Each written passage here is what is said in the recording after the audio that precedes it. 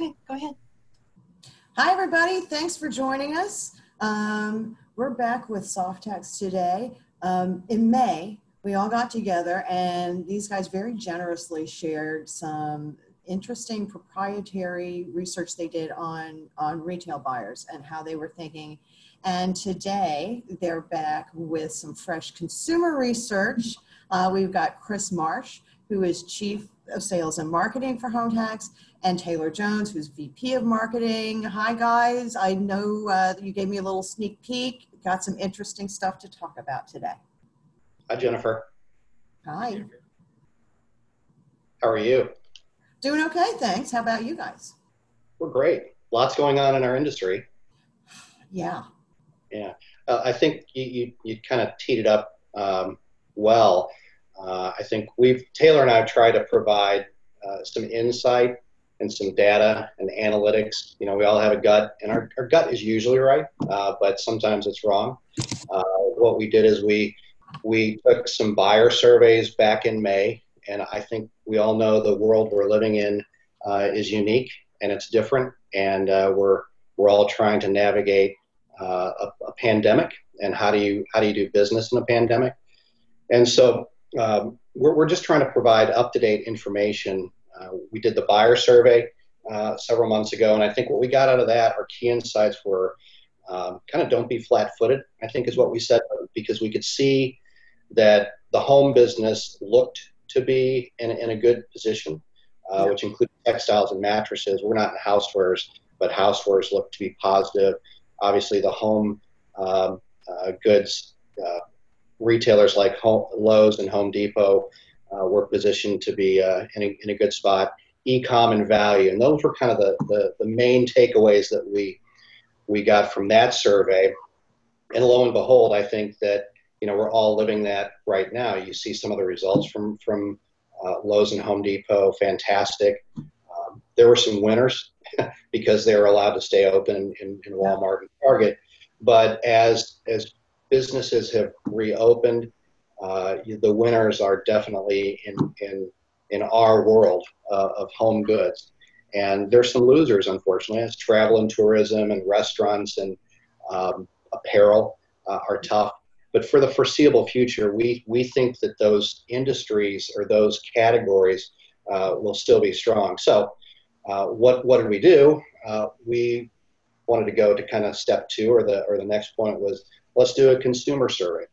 And I'll hand it off to Taylor in a second, but we were able to gather 5,000 consumers, and we're looking at some key insights on sleep and health and well-being.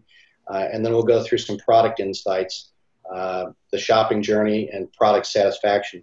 And I think as we start this, it's the same way I'll end it is, you'll see that some of our industry assumptions that we all have are right, and some are not. That's kind of interesting. And I think the key takeaways are how can we all properly focus as an industry, and I guess in the end, use it if you believe it. But we're bullish on the home category, mattresses, and top of bed. So with that, Taylor, why don't you run through how we set this up?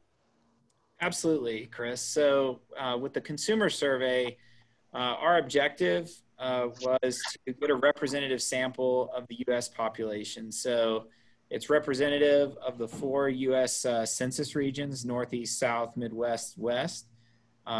Representative of age groups. We wanted a representative sample, by age of our potential buyers, and as well as enough male respondents. While purchases of home products tend to skew more female, that had been confirmed by study after study, we did want enough males to get some insights there as well. Also, some interesting stats. We weren't gunning for this, but most of our survey respondents also happen to own their home. Roughly 2/3 own, 1/3 rent. The survey was conducted in June of 2020, so we did have some COVID-specific questions. The rest of the survey and trends really speak to purchase activity that happened well before COVID. As you'll see, the replacement cycle on these products is quite a while. So, we didn't intend for this data to be, super clouded by COVID. However, I'll always have to caveat, we have to approach this data with, through the lens of where we are. And also another unique criteria with our survey, all participants were screened to ensure that they themselves own and use a pillow and a mattress, at least those two factors. And also, as we go through the presentation, we're going to speak in terms of some generational insights. So for everyone's reference, those definitions, Generation Z really correlates to this 21 to 24 age group. While, that also extends a little bit younger, we kind of wanted to start looking at consumers age 21 and up as those folks we felt would be the ones actually buying bedding, for the first time, and have some true insights here. Millennials, 25 to 39, Gen X, 40 to 54, and then boomers actually comprise two age groups here, but 55 plus, basically. So there's a little bit of info on how the survey was created. So let's start and dive in on some of the insights. Well, one other thing on the survey design. So the way this was structured, each participant was asked to complete a series of general questions, and then we gave them 2 product class deep dives.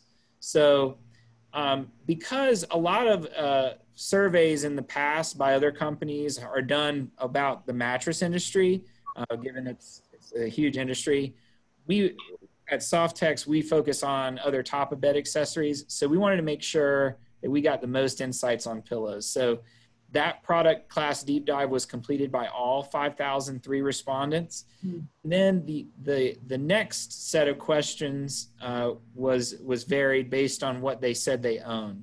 So if you owned a topper, pad, or protector, you got one of those, or you by default had to own a mattress. So that's kind of the catch-all.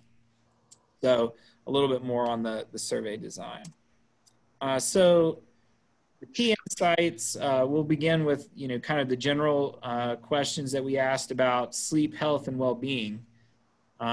So first of all, we asked the question on a Likert scale, 1 to 5 scale, for folks to rank their feelings about the overall importance of sleep to their overall well-being. So, 1 being not very important at all, 5 being critical. And as you'll see, overall, over 85% of people across all age groups, rated sleep as important, a 4 or 5. But there were some interesting, noted generational differences. Younger folks, it's a little lower. Older folks, it's even more important. Chris, any other thoughts here? Well, it always surprises me that this isn't 100%. And right. we know as we get older that, we value sleep more. So this kind of falls, this is one of those that actually does fall in line with what we expected. Yep. And related to this, so then, that was kind of sleep by itself. Then, of course, we asked sleep related to other wellness factors, right? So if sleep's not the most important, what is? Well, when you look at when folks rank in order of importance, things like other factors like diet and health, self-care, managing stress, exercise, socializing, or controlling bad habits like alcohol or gambling, etc. Sleep still is the most important. It had 59% had it ranking in the top 2, and it also led in number 1 rankings. Huh. So, I think the takeaway from both this slide and the previous is, consumers definitely do value the importance of a good night's sleep. Yeah, I'm amazed that it outranked diet and health, or diet health but maybe that's because everybody's been inside baking bread and eating cookies and mac and cheese. I don't know. Yeah, that is pretty interesting. I think a really interesting takeaway is the next slide. So here, we asked about, factors that then influence your sleep quality. And you'll see that 3 of the top 5 factors are actually sleep products. So pillow is the number 1, followed by mattress, which was number 3, and then sheets, comforter, blankets is at number 4 out of 5, which beats out. You can see other things that were on the survey, environmental factors like lighting or temperature of cool bedroom setting, and also the prescription and natural sleep aids. Yeah, and I want to give our industry a compliment here because I've been in this industry for probably 20 years. And when we did this type of question back then, 15 or 20 years ago, the numbers were much lower. And we talked about how can we get the consumer to understand the importance of sleep. And it's not just back then a $400 or $500 mattress that all of these things contribute. Some of these other things ranked higher and sleep ranked lower. So good job to all of us, and let's keep it going. Yeah. Definitely. Any other thoughts here, Jennifer? I think looking at it with a little larger textiles lens, I think the low light, no light is also an important factor for the broader industry, especially anybody who is on the window treatment side of the business. Sure. That it takes a village full of different textiles types to make a good sleep experience for the, but you're talking about a huge chunk of the industry when you're just looking at the product categories that these people, pillows, mattress, sheets, and by, toppers are in there. 30%. Yeah, right down here. But yeah, this is, I think, encouraging news for. Now, I'll throw one more thing in, and we see sleep aids here and the kind of medical industry. We still have a lot of opportunity. If you look at the numbers, I think it's about $85 or $90 billion worldwide are the sleep aid industry, and I think it's about 60 billion that are all of our industry. I don't throw things in there like the windows, but mattresses and top of bed. A little bit closer in the United States, but sleep aids are still bigger at 30 to 35 billion. So the consumer doesn't spend money perfectly, but we've got opportunity to continue to tell our message and make those numbers grow higher. I'd love to see mattresses and pillows and toppers and sheets be a bigger industry than sleeping pills. Well, and I know we're not product focused per se in this conversation, but you guys do have some products that address that, right? With different sorts of sleeping solutions and aromatherapies and CBD, sure. All that other stuff. So yeah. I think that all moves in that direction of. And that's great. It is kind of the end analysis of this. So there's some things that are important that have always been important that continue to be important. And I know we at Soft-Tex, we use this data to determine product development and how we market and how we tell stories and what the consumer is thinking. Because in the end, we want to align with them on products and price. And I think we're doing a pretty good job at it. Yeah, and we'll talk more about some of those factors as we dive into some of the products in particular, but that's a great segue. Yeah. So to round out the wellness and kind of overall sleep and well-being, we did ask, we couldn't resist some COVID questions about, how things have changed in the pandemic. So, more than half of consumers talking about a clean environment, whatever that means to them, is more important. Nearly half are seeing more time at home during the pandemic. A third are more intentional about a good night's sleep, and a third state that they're interested or plan to buy more bedding and bedroom items, which is interesting because you contrast that with about a quarter of folks, particularly millennials and Gen Z, are having more trouble sleeping at night. You know, it actually, you know, boomers holding steady, actually pulling it down, but you can see there the millennials and Gen Z approaching 30 and 40% with more sleep difficulties. Chris, any other thoughts on that data? No, I think stay tuned because, as I said before, we're all working on clean and antimicrobial and antiviral. There's some other things that are interesting as we move along. Yeah, absolutely. So let's talk about product stuff. So let's dive into pillows, or well, first an overall ownership overview.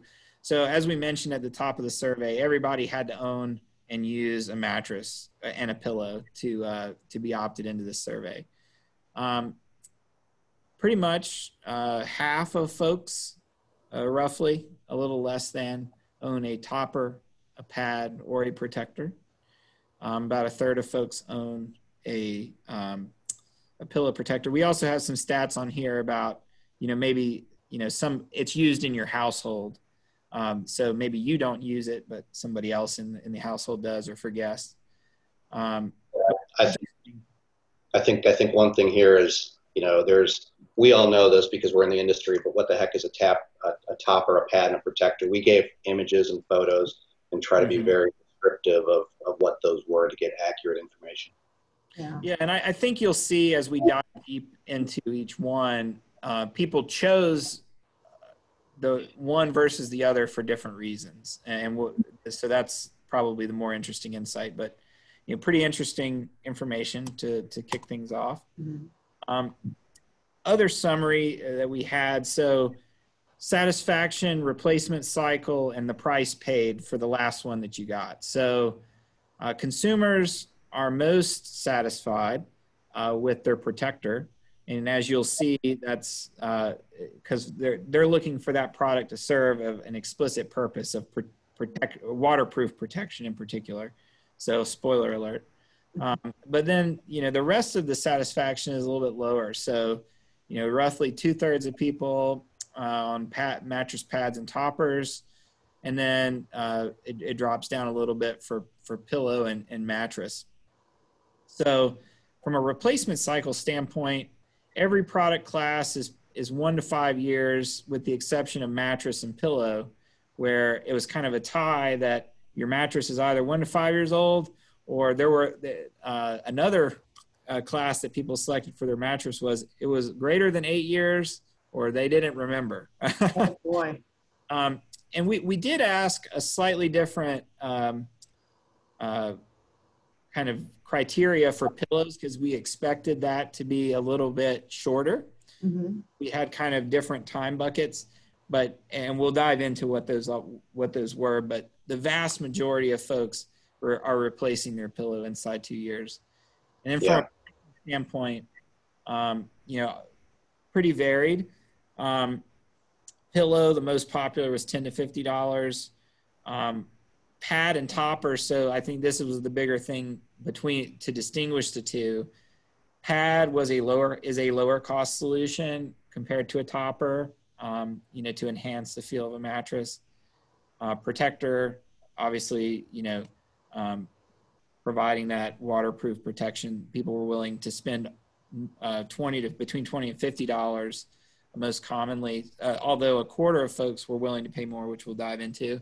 And then the mattress, most people are somewhere between, you know, $200 and $800. So we'll dive more into these deeper, but you know, a good summary to kind of get us started. Yeah, I think one interesting thing here is that not perfect, but most of these metrics in protectors, pads, pillows is kind of similar to where older testing is, and toppers have all risen in satisfaction. The time frame is relatively the same as some older surveys that we've done. Price points have elevated, which is good. We're doing a better job of selling technology. Mattresses, satisfaction has fallen. Price points have fallen. Replacement time has gotten a little bit better. I guess the opportunity is there is maybe for the topper and the protector and pad industry is, that business feels like it could come back, especially with a lot of the things that are going on in the mattress industry. And oh, by the way, people are not as satisfied with lower priced mattresses as they were in previous years. Yeah, or lower price anything for that matter as well. Spoiler. Yeah. So let's dive in on some pillows. So first off, the material. I think it was very interesting to us. Memory foam, a new, obviously been around a while, but some type of memory foam, whether just regular pressure relieving memory foam or a gel infused product, is the most common material in a pillow. More than 33% of the total. Particularly among young consumers, memory foam was even more popular, while boomers preferred poly or fiberfill. So a generational difference there. From a satisfaction, you got gel infused memory foam, and memory foam still absolutely leading the pack in terms of overall satisfaction.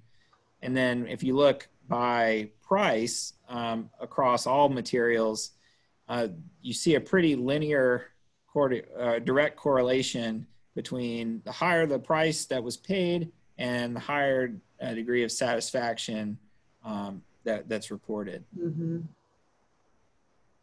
Yeah, I think here, now look, Soft-Tex, we sell it all. So there's, sometimes you think, who's the person delivering the message? Well, we sell great fiber pillows and we sell great memory foam pillows. So this is pretty clean data. I think the perspective here is, if you're a retailer, is your floor proportioned the right way?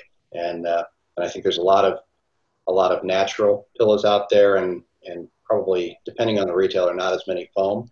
And the recommendation here is, you might want to guide, especially with the younger consumer, into more foam products. That's right. Yeah, it's really the foam numbers are really eye-opening, but I guess that consumer came of age with all the the advertising, the television advertising around foam mattresses, which really boosted the category in a big way a few years ago. I think put it on the map. And from my perspective, you guys were more intimately involved in it than I was, but that seemed to me to really, in the consumer's mind, elevate foam as a sleep surface. And subsequently, we saw it moving more centrally into the way it was being presented at store. Sure. Well, you're right. The mattress industry drives the advertising, which, the textile side rides the coattails of that advertising. You start talking about $100 to $200 million of advertising. And yes, it was driven by premium or ultra premium mattresses. You combine on top of that the bed in the box industry as a whole, right? Not all these guys are spending hundreds of millions of dollars, but when you have 100 of them spending several $1 million, plus the big guys spending significantly, there's been a ton of advertising over the last, not only 15 years, but hyper-focused in the last 5 years on foam products. And you're right, people have grown up with this, and that's what people think they should buy right now. That trend's not going away. That's right.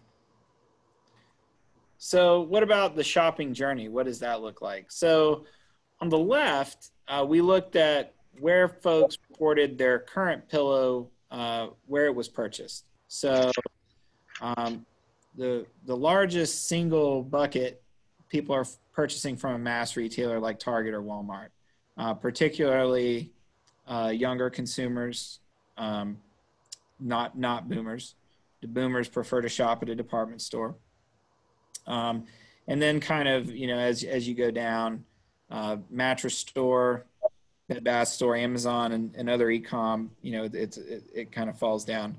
Now, on the right, we asked about what's in the consideration set for your next purchase. You haven't made the purchase yet, but where would you consider? So still the leading category was a mass retailer, so Target or Walmart, convenience, of course. But you see Bed Bath stores pick up a lot. as do department stores, Amazon, and mattress stores. And you can see kind of some particular generational favorites among those as well. Yeah, I think the thing here is, look, we all know Amazon and the power, especially during the times we've been shut down, and all of these retailers are omni retailers, so there's an e-com portion of this business. But what, 1 in 4 said that they would buy their next purchase from Amazon. Yeah, it's still 3 in 4 that will purchase in traditional channels. And that's positive for kind of the broad group that's probably listening here. Yeah.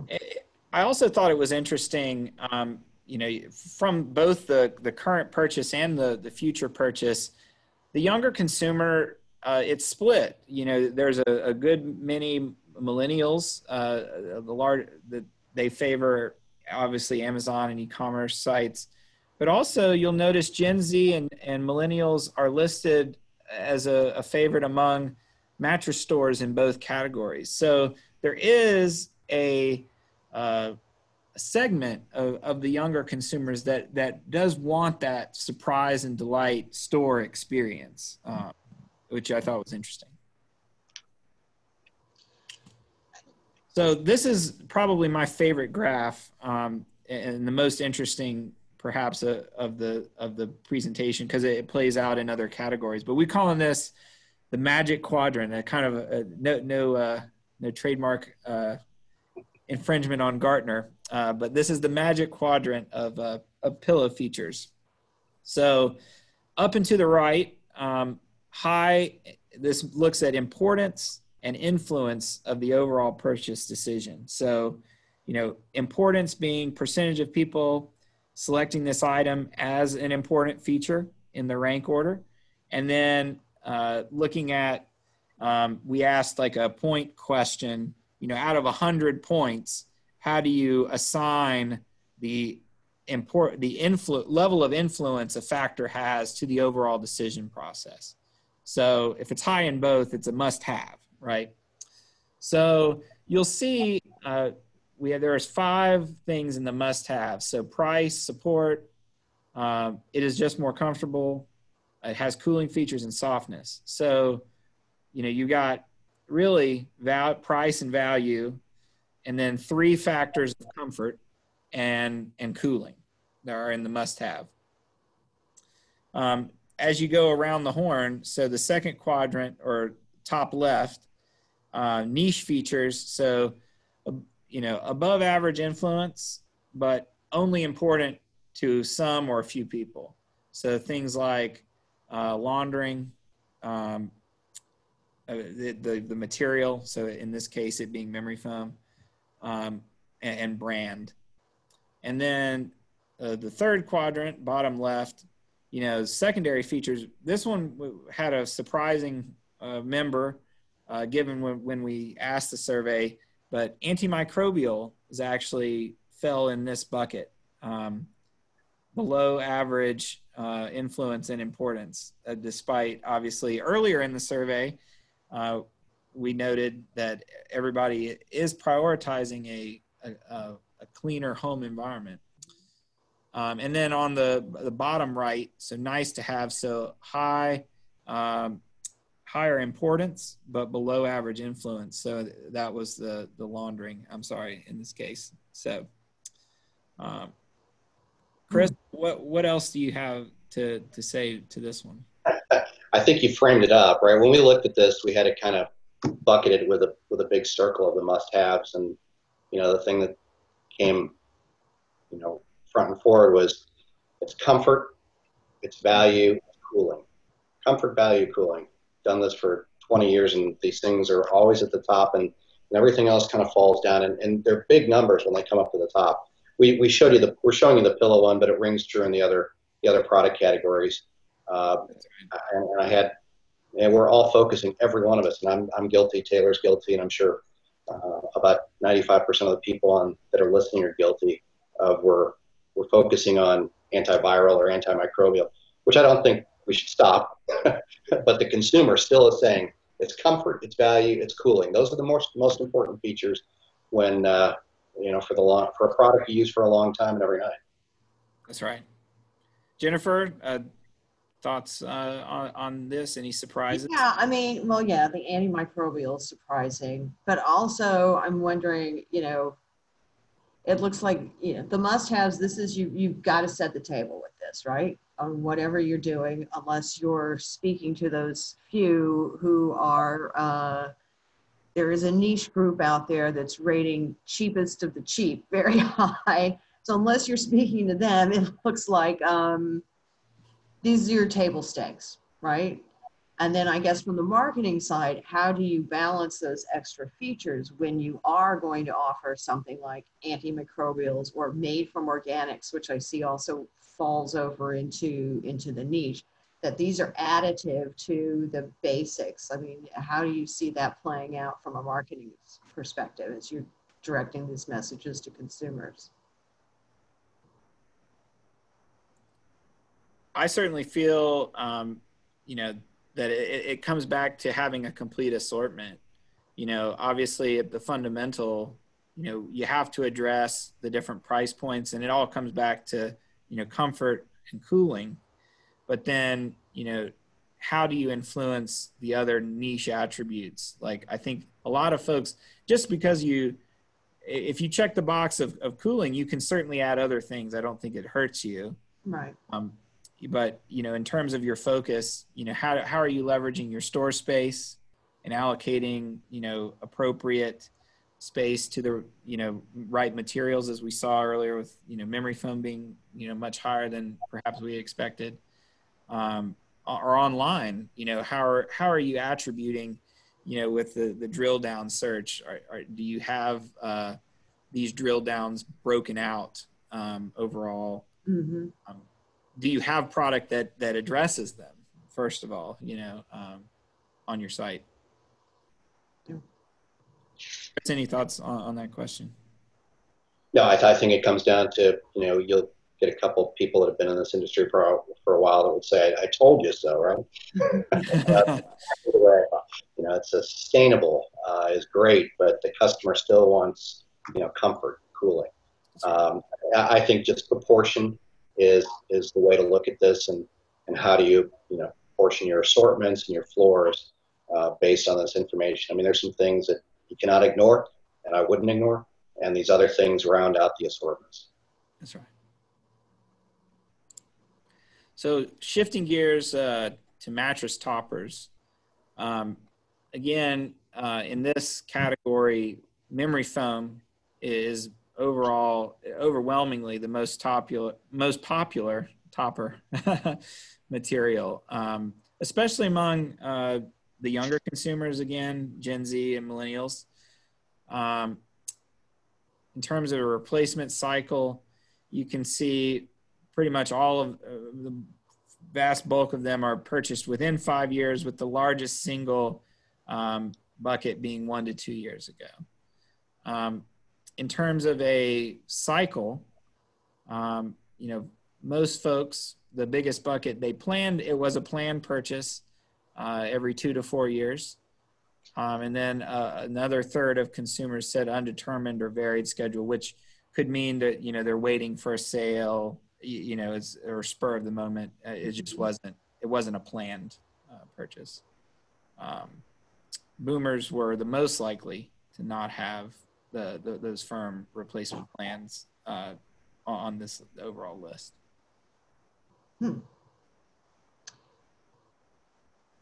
And I think it's interesting that the Gen Z and the millennials in particular seem to have an understanding between the difference of just straight up memory foam and smart gel memory foam. Those were two separate questions, correct? That's right. Or memory foam or gel memory foam. We kind of combined smart gel, which was actually some free response. Like, we had folks go beyond just like the one that we asked was gel memory foam, and we had some people say in the other box smart gel. So we went and categorized that, with that as well. So it was very interesting to see that level of knowledge. So I think it goes back to your earlier point about advertising and effectiveness of memory foam and the new science in the market.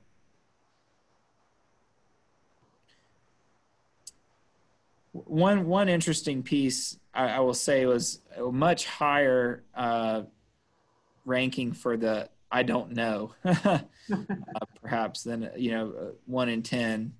It just did not know, but they said they had a topper.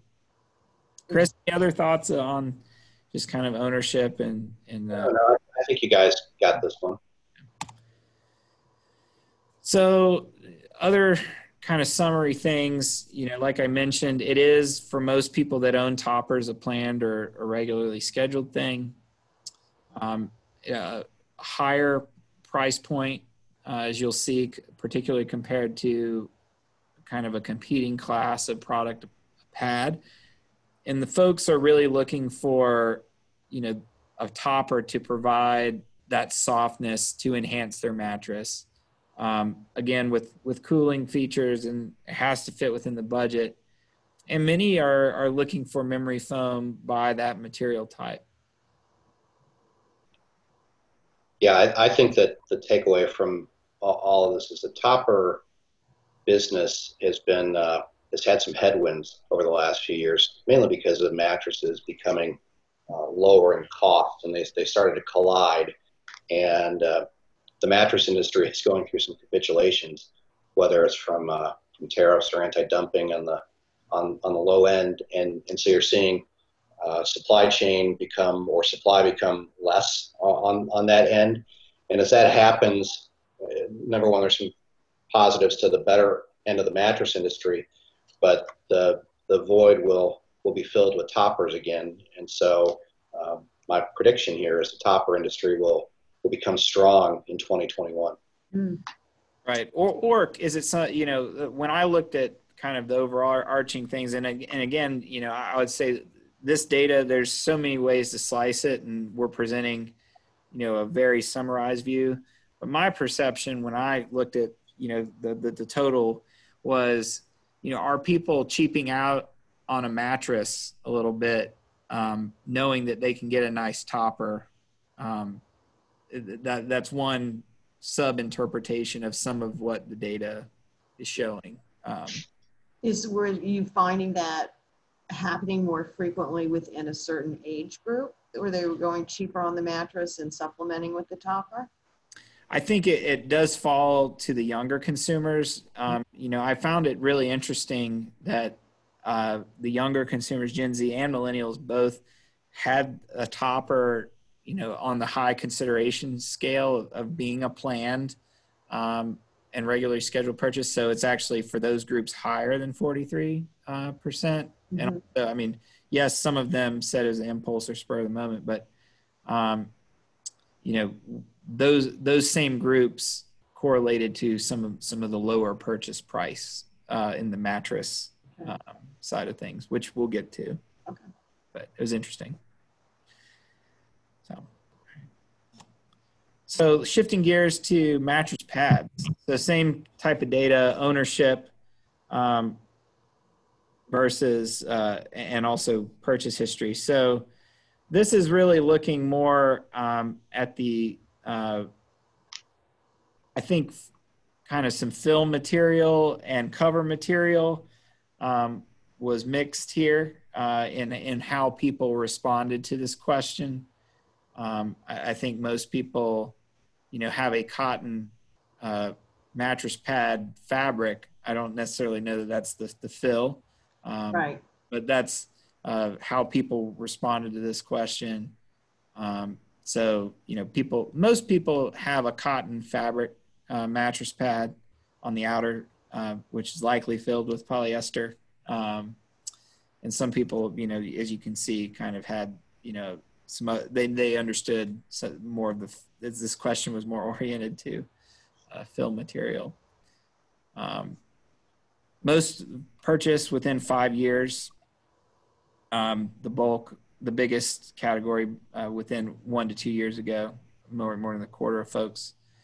And then, overall, the pads were more popular among older consumers, which I think is interesting because I think it kind of correlates to, a pillow top feel, an older mattress. And then also just in general, it is a cheaper average purchase price as well. So a cheaper enhancement that we'll talk about. Chris, any thoughts? No, I think the next page has. Yeah, it's really good. Got that info. Yeah.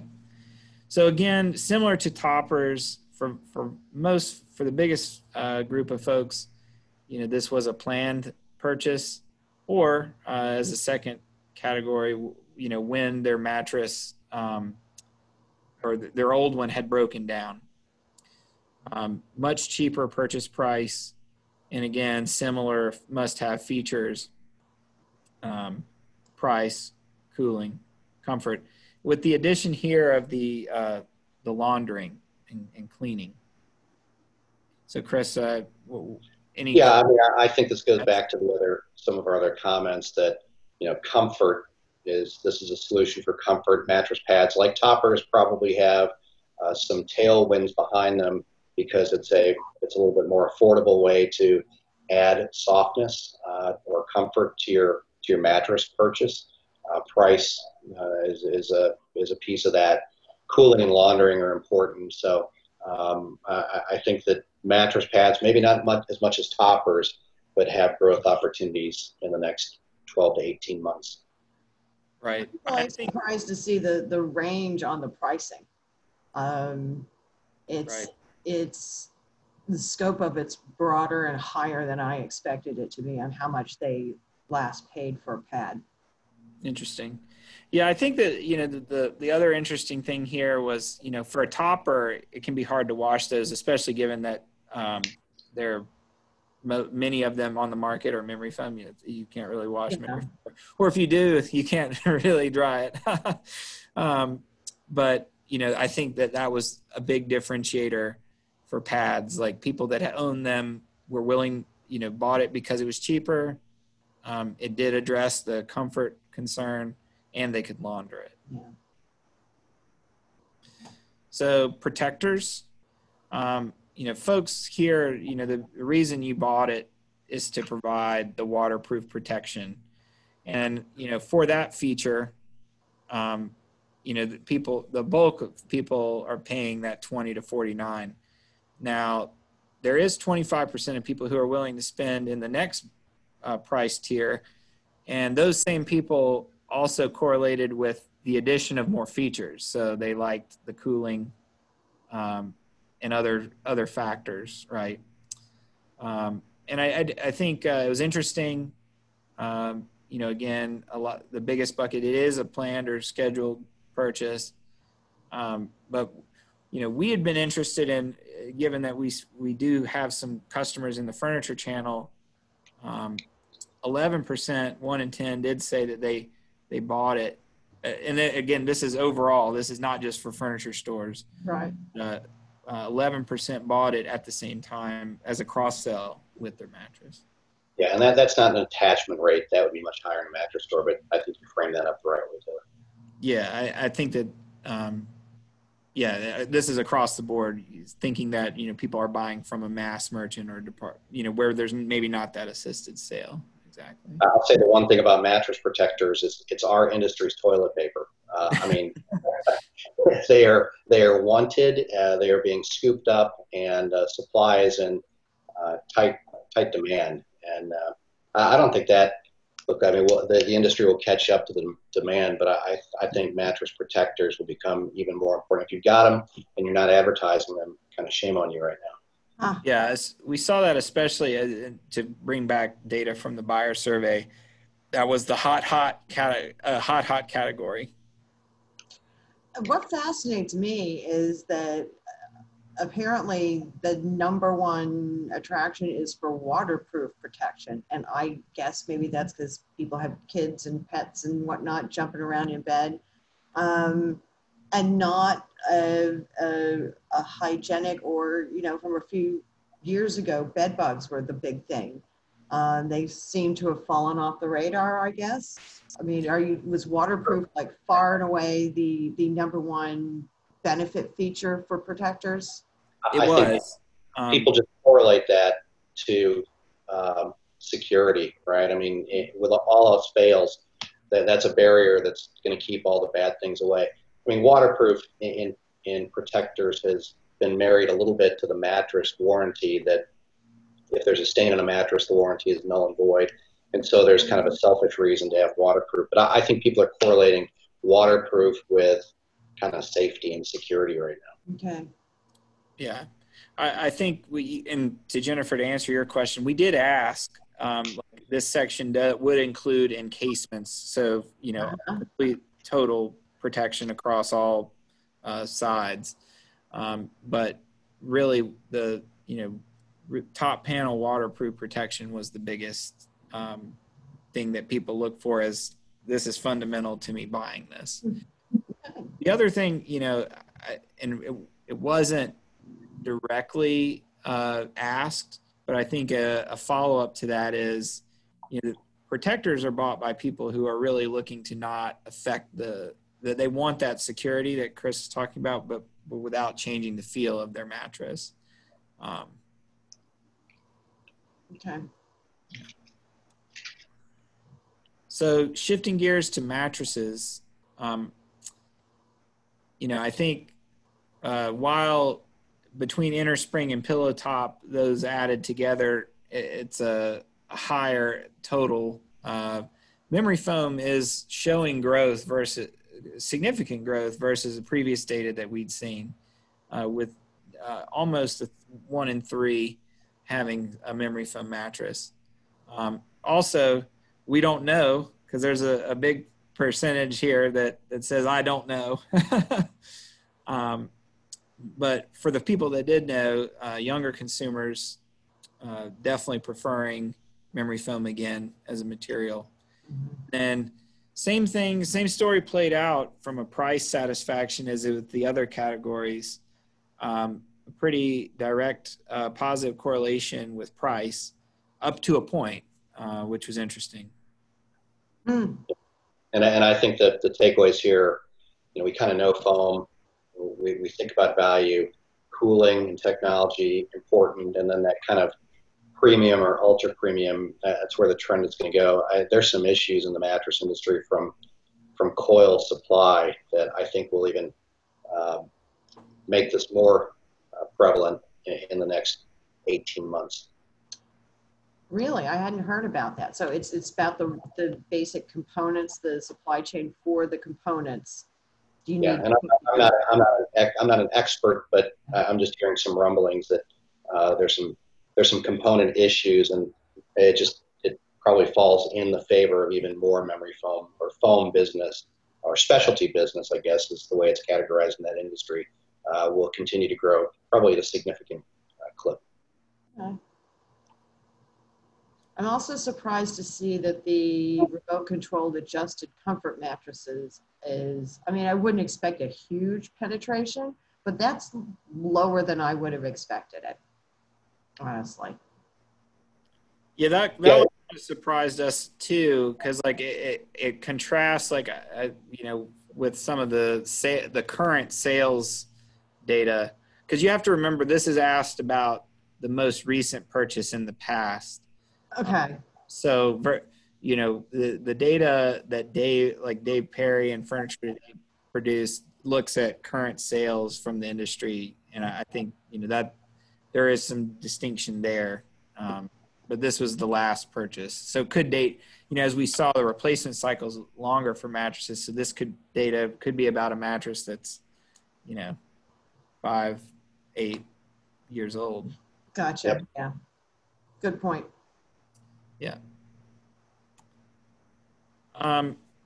The shopping journey and key features. So, a lot of folks, I think Chris has played a part in this when in a former life at a different company about having mattresses be more on a planned or regular cycle. A bigger category here also when, replace it when it's uncomfortable. And then others are situation and occasion driven. So there's I think you see this particularly with Gen Z and millennials situation and occasion, like I personally, I get advertised at least once a day on social media by one of the, mattress in a box companies. So I think that this is kind of capturing that phenomenon in that bucket. Purchase price between $400 and $1,000 collectively was 61% of folks. And by the way, just to note, this was a representative sample. Also, we see, most people completed this survey owned a queen mattress, and it kind of, those trends broke out almost exactly how we see our sales data across, the different sizes, twin, full, queen, cow king, twin XL. So I would say, it's representative of that as well. And then features, same story, price, comfort, cooling. Cooling actually didn't show up as quite the highest here. It's more, price and comfort first, but it was there. And then, longer replacement cycles we mentioned at the top of the call. Chris, other thoughts on mattresses? Well, I think that this has changed a little bit over time, and it's just share of voice, kind of a no-brainer, but you can buy your business here. You have to do it profitably, but if you want to sell mattresses, advertise your features. And if you don't want to sell mattresses, then don't advertise, because you can see that the advertising spends over the last number of years have influenced these numbers, and maybe not in the best way for that industry. Right. So I thought, interestingly here, purchase location outlook. So maybe it's not surprising. Mattress stores led in the purchase location share for the current mattress that they're sleeping on. In terms of the consideration set for the next purchase, it continues to increase between a mattress and furniture store, increasing for a mass retailer. Obviously, a newcomer with the online mattress in a box entering the consideration set, and a good amount of folks also considering Amazon and other e-com sites. Yeah, I think it's interesting. This one's probably changed the most since 5 years ago, where you had about 3 or 4% of mattresses purchased online because it was very expensive to ship. We all know the story since, but it's 1 in 5 online. I think that marries up to some of the sales numbers, and but there's still big business for mattress stores, and you're seeing mass retailers being viewed more as a place to go for mattresses. So it's being spread out a little bit more. Yeah, I got to think that mass number kind of correlates again with that focus on foam, because you're not going to find a coil mattress at a mass retailer, right? And you could, but not. Yeah, roll packed from a store layout standpoint. Yeah. You mostly see roll packed. Yeah, definitely. But I'm also surprised by the millennials who in the furniture store. Yeah, like we said earlier in another category, that was an interesting insight.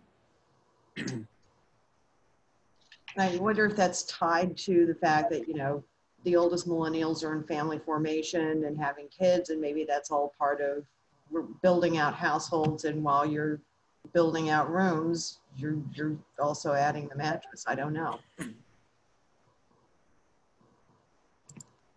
That's right.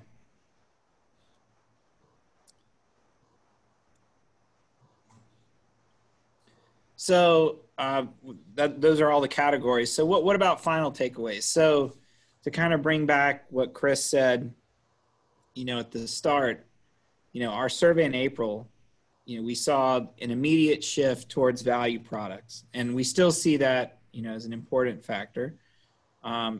Online sales, showed strong growth. I think the buyers were saying, and we've seen this play out, and we were reading about it. It's really fueling a digital transformation in how consumers shop. Positive future expectation. All buyers were still very bullish about the fourth quarter this year versus last. They were also bullish on the importance of fresh and clean attributes, which had the interesting nuance of people believe that a clean home environment is more important, but yet maybe not in terms of influence and importance in the decision process. That maybe they weren't willing to pay more for it. And then nesting features. So what we said, comfort and cooling, or buyers said comfort and cooling continue to be, most important. So Chris, what are your thoughts on the overall takeaways from this survey? Yeah, it's interesting. I mean, as I started out, I think we know a lot of things. A lot of things never change, and then there's some things that always surprise you. Fortunately for us that are in the home and top of bed or mattress industry, our sleep products are trending, right? And home products are trending, and the future purchase intent is high. And I don't believe that changes for the next 18 months. Taylor teed up before that the fourth quarter looks like it's going to be powerful. I don't know if there are enough trucks out there to deliver everything that will be sold online. But we'll, smarter people than me will figure that out. Memory foam continues to be strong and probably stronger than expected. So are we proportioned the right way? And then it comes down to kind of the tried and true in comfort and value and cooling features. And the folks that have those and the folks that kind of pound their chest with those key features will probably be the winners. I think if you look kind of at what we should be doing as an industry, I mean, I think Macy's CEO kind of framed it up and said we're in the golden age of home and home purchasing, or home goods purchasing, I guess I should say. And we really are. It won't stay this way, right? There'll be an ebb and flow, but for the foreseeable future, I mean, I would advise all of us, if you're a retailer, to invest in space and advertising, and for selfishly, we'd like to see more inventories being raised for utility bedding products. But we're all chasing right now. I think let's try to get ahead of it, and I'm bullish for the next 18 months. I'd say bullish is a good place to be, and certainly all the reports that are coming out of the recent quarterlies from retailers are backing that up. Yeah, absolutely. Any other thoughts, Jennifer, on kind of anything we've gone on into so far? Well, I think the point that Chris keeps hitting is, as an industry, not only have to be aware of these trends, but take advantage of them, plan into them, position for them, strike the right note, right? Communicate with the consumers appropriately to their hot buttons. And it's more difficult. Look, I think there's a little bit of Zoom fatigue. We're on a Zoom call right now. we're all day. We're in these meetings, and it's tougher for anyone doing business right now. Maybe it's easier for some folks if you're always on the road, but we like being in front of our customers, and I think our customers like the suppliers being in front of them and showing them products. And we've missed a market, and we're about to miss another one, although we'll, and with your help, do it virtually. Yeah. But I think, how do we not let this impact 2021? We're going to do we just did a virtual Vegas market. We will do a virtual textile market in about 30 days or so. Is that right, Taylor? That's right. So stay tuned for that. We'll talk about how you can stay in touch with us in just a moment. But if selfishly, Soft-Tex, we kind of play into those key selling features of we've got great value. Comfort is who we are, and then cooling. I believe we've got probably the best cooling technology out there. So reach out if we can help in any way. And I think Taylor can talk about a little bit more detail of the survey that we took. That's right. So, you know, if you're interested in learning more, you know, obviously we have, you know, industry leading research, both from buyers and consumers, and not just with this, these two efforts, but ongoing. And that type of data analysis and trend watching and trend monitoring drives our innovation and sales. And that's really who we are as a company now. We are an innovation company, you know, with a holistic merchandising approach. I think for a long time we've been known, you know, for really good marketing, packaging, and some really cool product. But I think to Chris's point, like if you want an assortment of comfort, cooling, and value, Soft-Tex is it. If you're interested, you know, reach out to us. If you're interested in our data, we have an bedding industry research page. We supply this as a, you know, a white paper or a presentation like this, you know, as free data to our industry. So you can sign up on our website, softtex.com. It's under, I think, the About tab if you're just navigating, or you can go directly through this link. So we really appreciate your attention, and hope everyone is staying safe. Yeah. And we're not done. We'll do more of these, and we'll see you hopefully in a couple months. Okay. Well, Chris and Taylor, thank you so much for sharing with everybody. This was some good stuff. Thank you. Okay. Have a great care. Bye-bye. Bye.